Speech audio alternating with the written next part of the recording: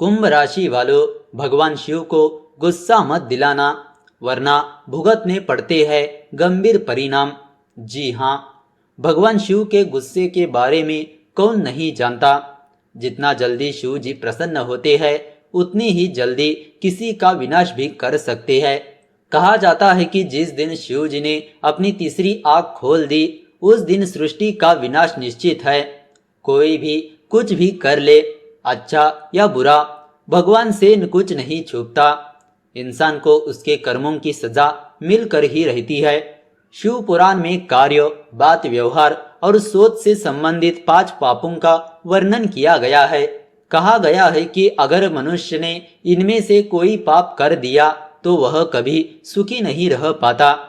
हम आपको ऐसे ही कुछ पापों के बारे में जानकारी देने वाले हैं, जिसे करने वाले व्यक्तियों को कभी भी भोलेनाथ क्षमा नहीं करते और उनके क्रोध का सामना उन्हें करना ही पड़ता है।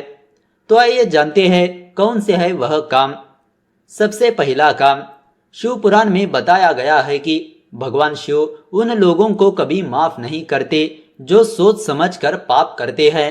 अगर आपसे अनजाने में और गलती से कोई पाप हो गया है तो शिव जी कुछ नहीं कहते, लेकिन आपने सोच समझकर कुछ पाप किया है तो फिर आप उनसे नहीं बच सकते, क्योंकि वह गलती पाप की श्रेणी में आता है।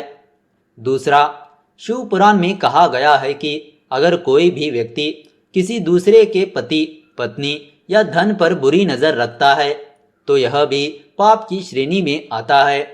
ऐसे अपराध करने वाले लोगों को भगवान शिव कभी माफ नहीं करते। साथ में यह भी कहा गया है कि किसी का धन लेकर उसे वापस न लौटाना, यह भी पाप की श्रेणी में आता है। तीसरा, किसी भी गर्भवती महिला को कटु वचन और उसका दिल दुखाना भी अपराध की श्रेणी में आता है। भगवान शिव की नजरों में यह एक बहुत ही खतरनाक अपराध माना गया है। इसके अलावा अपने से कमजोर लोगों पर हिंसा नहीं करना चाहिए। मनुष्य को अपने माता पिता, गुरु और पूर्वजों का अपमान कभी नहीं करना चाहिए। हमेशा इनको इज्जत दे। इनका अपमान करना आपको पाप का भागी बनाता है। चौथा, हिंदू धर्म में स्त्री को माता लक्ष्मी का रूप माना जाता है और शास्त्रों के अनुसार जिस स्थान पर स्त्रियों का सम्मान नहीं होता, उस स्थान पर माता लक्ष्मी का वास कभी नहीं होता। और इस संबंध में आचार्य चाणक्य ने भी बताया है कि जिस घर में स्त्री का सम्मान नहीं होता, उस घर से सभी देवी देवता रूठ जाते हैं। इसीलिए जो व्यक्ति स्त्रियों के लिए गलत शब्दों का प्रयोग करते हैं और उनको सम्मान नहीं देते हैं, ऐसे व्यक्तियों का भोलेनाथ के क्रोध का सामना करना पड़ेगा।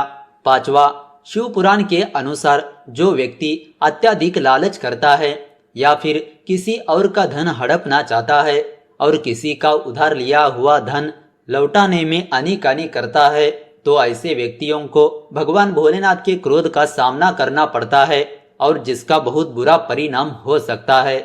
तो दोस्तों, इस तरह से अगर आपको यह जानकारी अच्छी लगी तो इस वीडियो को लाइक कर दीजिए और ज़्यादा से ज़्यादा लोगों को शेयर कर दीजिए। अगर आपके मन में कोई विचार या सवाल है तो नीचे कमेंट करके पूछ सकते हो। तो चलिए मिलते हैं अगले वीडियो के साथ। धन्यवाद।